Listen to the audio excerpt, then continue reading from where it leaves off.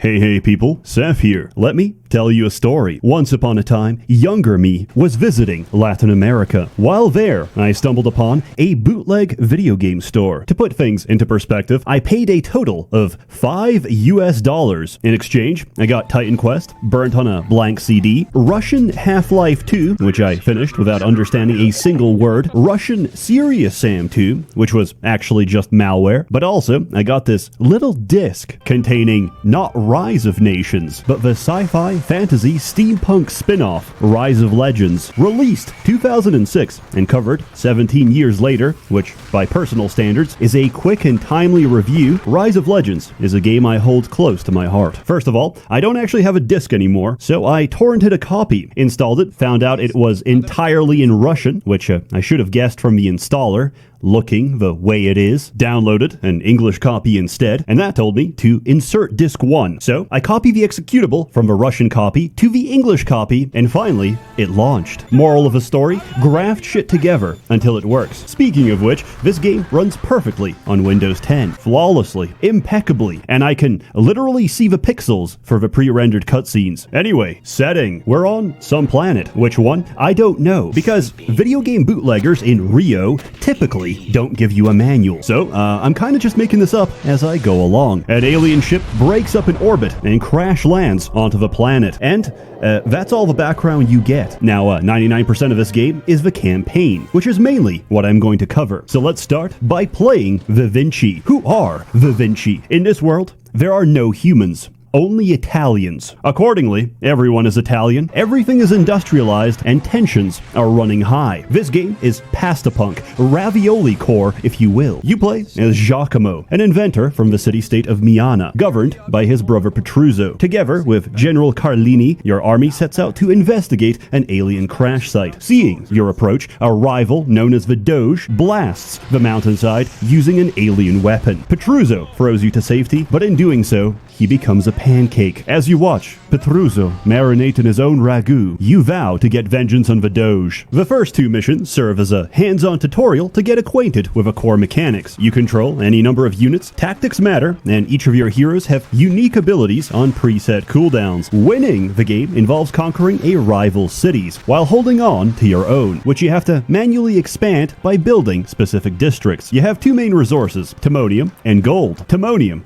similar to cobalt, is extracted from the ground by Congolese miners who do it simply for the love of extracting rare earth metals to fuel the Italian war machine. Gold is obtained by building merchant districts. Each one allows you to make a single caravan, which will automatically trade with the nearest neutral settlement. The longer you trade, the larger your trade deficit, which you can use to forcibly buy out the entire neutral dwelling. This is the peaceful option. You pay gold, the price of which goes down depending on how much you've traded already, and in exchange, we get a functional dwelling and all the troops defending it. This system makes sense, except in the second campaign, where for some reason I could buy out an entire nest of carnivorous salamanders, which goes to show, doesn't matter how evolved you are, you're not immune to the free market. There's also industrial districts, which give you mutually exclusive prototypes, and military districts, which are exactly as they sound. They increase your population cap, allowing you to take shit over using the less peaceful option. This involves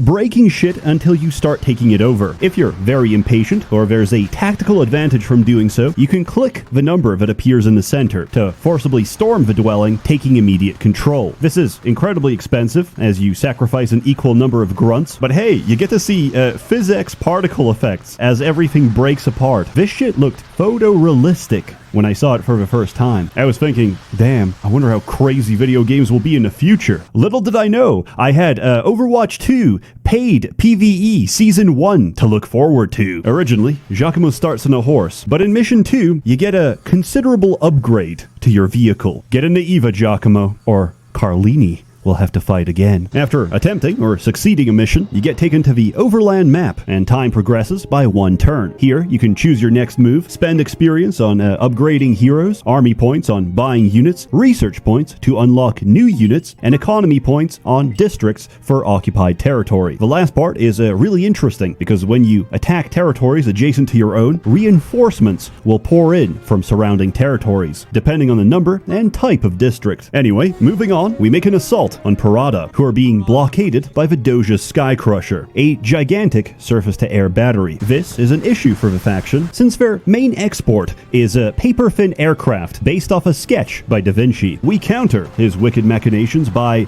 walking, and win the support of Parada. More importantly, we win the support of Lenora, Parada captain, and the person who's gonna crush Giacomo's head between her thighs in the post-game credits. Maybe.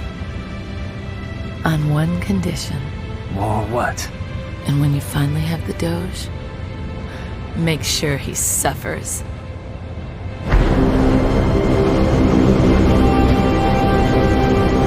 I fucking love this cutscene. Each time there's something pre-rendered on screen, it's always hype. Next, we have a pressing issue.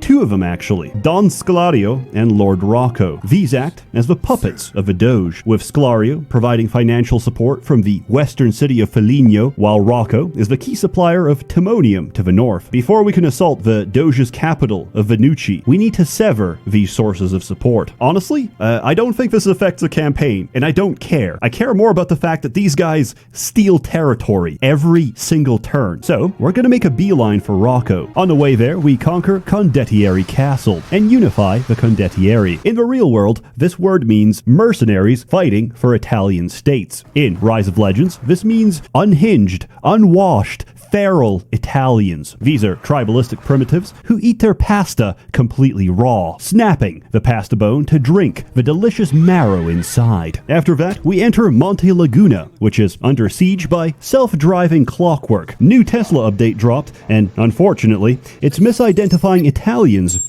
as Sicilians. We gotta take down the fabricators, and subsequently, whatever this is. Next, we go to the same region where Petruzzo was murdered. To pay respects? No! To do a timed mining objective, but mainly so I can progress time by another turn. Why? Because I've been stacking research points to unlock the Juggernaut, and I've been stacking army points to fill my army with Juggernauts. It's worth explaining at this point that larger units can trample smaller units, and a fucking tank is significantly larger than most units. When half my damage is just right-clicking past the enemy, I got a pretty good deal. Anyway, on to Rocco's capital. This is the same place we get Distruzio, who is simultaneously the best and the worst hero in the entire game. Aside from Giacomo, he's the only person with a wide radius heal, and he's also the only hero with a small, negligible chance at throwing the wrong grenade. He's my favorite hero because there's literally nobody else who's managed to make me rage quit and restart a scenario multiple times, and yet I still pick him every time. The mission itself is pretty easy because Distruzio's forces take most of the heat and buy you time to build free juggernauts and pound Rocco's base into oblivion. One puppet down, one more to go. We head south for Corbinile Mines, which have already been captured by Scladio. Some maps don't have a specific scenario or objective, instead playing like a standard skirmish map in single player. The difference being that I spawn in with 2 juggernauts, which means I right-click his base and come back to a victory screen. We assault Foligno, which has the gimmick of being built on a mountain, forcing us to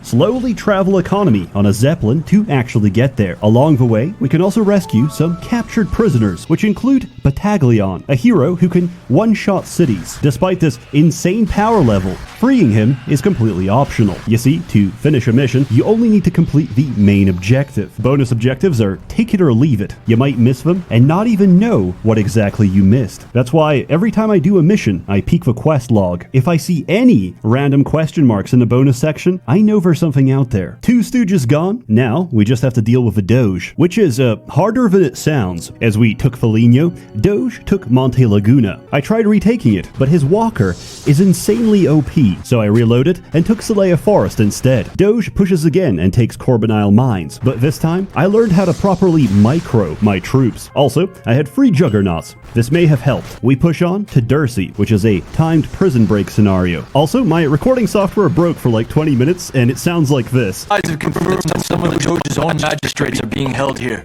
They must have disagreed with his latest policies. Basically, we have to rescue a bunch of magistrates he's imprisoned to loosen his political grip on Venucci, and we have to do it before reinforcements show up and murder us. Afterwards, we take Ranconi, which is only accessible by bridge. Vidoge attempts to block our advance by sending a truck of peace, which we counter with a tank of love and tolerance. Finally, we invade Venucci, take out his land leviathan, capture his Doge cannon, and point it directly at his troops. But Vidoge is nowhere to be found. The Doge.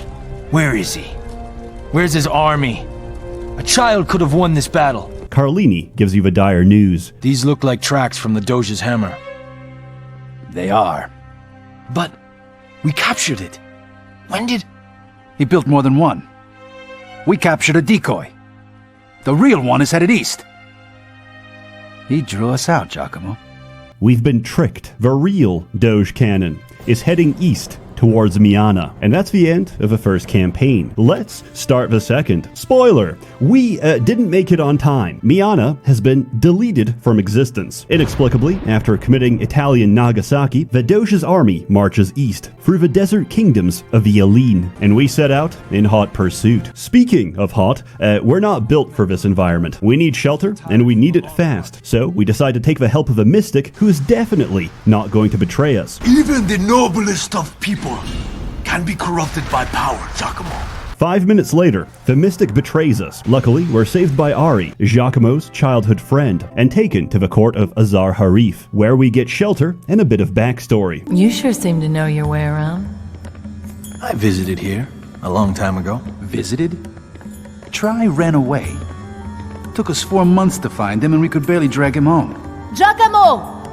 I liked it here. I bet you did. Lenora's not happy about the desert, but even less happy about Ari, and she leaves, despite the fact that I only have eyes for her. I already know Ari's only desire for Giacomo is to birth a child that's slightly higher up on the Aline caste system. I have no interest in her wicked plans. Let's get some things out of the way. Who are the Aline? They're dark, swarthy, Arabic, desert-dwelling wizards with cities that float in the sky. They summon elementals from circles of sand, fire, and glass. As there are no humans in this world, we must consider the next logical alternative. The Aline are Sicilians, and they're currently having a problem with a dark Aline. Basically, more alien debris crash-landed deep into the desert. Mine broke the genie Sawu, who created creatures of dark glass to overrun Mezakesh, the greatest Aline city ever built, which has ever since been buried under a mile of sand. But ever since the Doge passed through, promising to improve the situation, the dark Aline have awoken in full force. Our only hope to stop whatever the Doge is planning is to find Mezakesh. Your Highness, please! We must listen to... attack! What? Dark Aline in the city! But before that, we have a city to defend. This mission serves as the Aline tutorial, and it does a pretty good job of it. What's never mentioned, however, is that Giacomo's walker has been upgraded. His EVA unit is now equipped with a sunscreen. This is critical to the plot. Also, this campaign has a very annoying mechanic. Every time you kill any one of the free genies on a map, several turns later, they'll respawn randomly anywhere inside their territory. That is a problem because there's 3 of them and 1 of you. So the only valid tactic is to rush the bottom of the map as fast as possible and cut them off, funneling them into a choke where their numbers won't matter. Failure to do so results in your map looking like this. First, we take the Southern Dunes, where we get assaulted every night by waves of salamanders, which stop during the day, where you have a chance to attack their lairs and kill the BBW queen salamanders that keep spawning them. Then, we murder the same genie that tricked us at the start, and push on to the nest of dragons. Our objective here is to free a bunch of dragons before they're corrupted. However, the first dragon you free is so powerful, he can free the rest on his own. Mission design in this game is either win by a hair's length or win by starting the mission. There is no in between. I had to pivot north because I was getting my shit pushed in, and the next mission was definitely more of a former. You have to hold out and defend a single oasis for 18 minutes while controlling 2 players at once, Giacomo from the south and Politori, a former Doge chemical warfare specialist from the north. The oasis has so little health that if anything so much as sneezes on it, it's gone. The last minute features a glass dragon that can one-shot the thing, and generally, it's complete and utter chaos. I push on to a generic skirmish map. A genie respawns right in front of us, who we proceed to murder in another generic skirmish. Then we take the Brightlands, which turns out to be a completely useless red herring, before I have to fight another skirmish to push back another genie. I push forward to the Fool's Path, which instead says Kalahis Desert in the loading screen. I feel drunk, because I realize half the maps in this game don't even match the name of the mission. I load in, and to my horror, it's another generic skirmish. Luckily, the one after that is a real mission, and also our main objective. We need to subdue and capture the Sand Warden Declaw, who's currently going apeshit. To do this, we're going to beat the shit out of him. Unfortunately, the Darkaleen have the same idea, and it's a race to the finish. It's a battle of domestic violence, and only the stronger backhand will prevail. We're gonna show Declaw the meaning of love in an Eastern European household. Declaw provides us with one of the keys to Mezakesh. Now, we just need the key of fire to the north. We proceed with the best mission of the entire game. Giacomo smokes that gas station weed, which inevitably has been laced with PCP. Truzo, where are you? I'm lost. This entire mission is just Giacomo tweaking out from the effects of a dark cloud. The salamander is such a curious creature. I must find more of them. You must escort him and keep him safe as he battles tactile hallucinations and metabolizes the corrupted chronic. I've recovered from my madness. We then free Andromelech, a glass magic user, and subsequently rescue the Fire Warden Dominur. With both keys, we get access to Mezakesh, and then I rage quit the game anywhere from 20 to 30 times. Reasons may include Glass Golem boss fight that one-shots your heroes, Glass Golem boss fight that goes through damage immunity, Glass Spider boss fight that stuns your entire army, for which I had to learn the specific spawn conditions, so I could bait the screen-wide stun and sacrifice only half of my army instead. And of course, every time Destruzio fumbles a grenade, which is often. However, we persevere and defeat Sawu, who joins us after being freed from the alien sissy Hypno. If only it were that simple. My dear Giacomo, how have you been? I brought a toy for you to play with. Enjoy.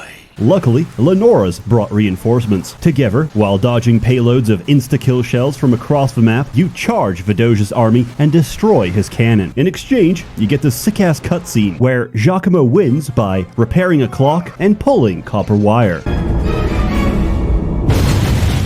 Just as we achieve victory, an alien ship appears overhead to repo Vidoja's alien weapon. And that's the start of the third campaign. We follow the ship to the jungle, and there we find a couple of jungle dwellers who have been forcibly boosted by a couple tech levels. The Kawassal represent the hybridization between the biology of the natives and the advanced technology of the aliens. If we take their appearance into account and the time period this game was released, the natives are basically Jaffa warriors from Stargate SG-1. Woman, be silent. That is not an answer, Tilk. Come on, they even have staff weapons, just like evidence of Thermite found at Ground Zero. This is probably just a coincidence. Anyway, we do the first mission and a cutscene plays, where Giacomo and Carlini defeat the Moon God, one of the 4 alien generals masquerading as theological beings on this planet. Unfortunately, another god shows up, and Carlini starts a monologue.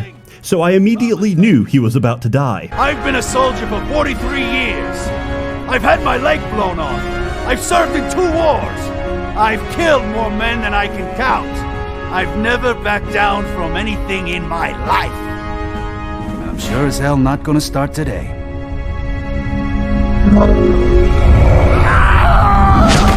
The death god Zin kills Carlini and takes the alien device stolen by the Doge. Wait a minute, wasn't that device taken by the alien ship in the last cutscene? Apparently no. Sorry for the confusion. I had to watch this multiple times to figure out that Giacomo shot down that aircraft off-screen. Also, Giacomo took a full hit of the alien device juice. He can now convert base metals into AliExpress quartz crystals. Using this newfound power, he's spliced his mech into the dead body of the moon god. We'll march out at sunrise. Our objective is getting justice for my homeboy Carlini by killing the remaining free gods. So we do exactly that. We murder Zil, the sun god to the south. We murder Shock, the storm goddess to the north. There are unique missions here and there, but for the sake of time, I'm skipping over them. Except the cargo escort mission, which is completely rigged and designed to give you an aneurysm. The Colossal are quite fun to play, mainly because they're completely different to any other faction. They don't use gold because they don't trade. This is replaced instead by energy, which is produced by nuclear reactors. They can turbocharge any dwelling to print units faster, and their basic barracks is actually a flying troop carrier. But nothing compares to my favorite unit, the Dick Flattening Sphere, which has the strongest trample in the entire game, deleting entire screens worth of troops just by moving over them. Finally,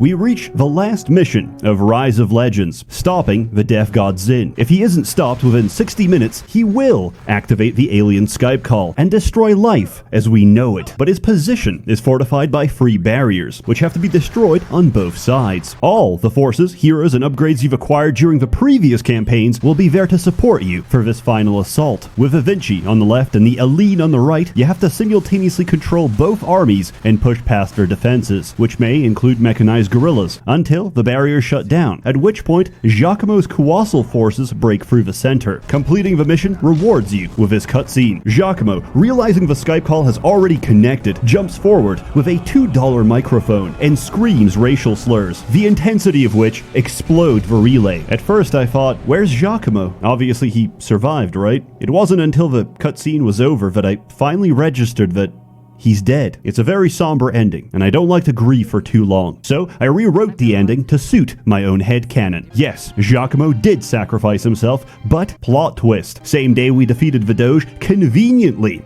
Lenora was ovulating. This could only mean one thing. Rise of Legends 2 would be a real-time strategy where you must both conquer the battlefield and morning sickness. Campaigns become increasingly more difficult as you swell and become increasingly more pregnant. Available now on Xbox Game Pass. In summary, Rise of Legends gets a floating Rubik's Cube out of however many men are currently inside. It's great, I love it, and I enjoyed it just as much as I did an entire decade ago. Why did I cover this? Because they're memories and I don't want them lost to the sands of time. Unfortunately, the publisher is Microsoft, and we've already made contact. They don't give a shit. It's not distributed or sold anywhere, making this game effectively abandonware. Now, I wouldn't want to directly link to a download page for this game for obvious reasons. However, I can't possibly moderate my entire comment section. So if, hypothetically, somebody showed up and linked the entire game and a bunch of people just upvoted it to the top comment, then what could I possibly do to stop this? So please, don't do that, because each time you commit piracy of an abandoned IP that's not making any money for the parent company, there's a DMCA lawyer out there who gets an additional kidney stone that he has to shoot out of his burning urethra. As always, more content to come, so stay tuned. A warm thanks to the many members of the Merchants Guild generously funding and bankrolling these neutral settlement acquisitions. This episode is brought to you by Pastificio Centoni. This is not a joke. You are not dissociating. The original reason I made this video was to plug a pasta sponsor, because I thought it was the funniest shit in the world that an Italian B2B pasta manufacturer decided one day that contacting me was the best use of their resources. Keep your money. The joke has paid for itself. You're all truly wonderful. Have a good one.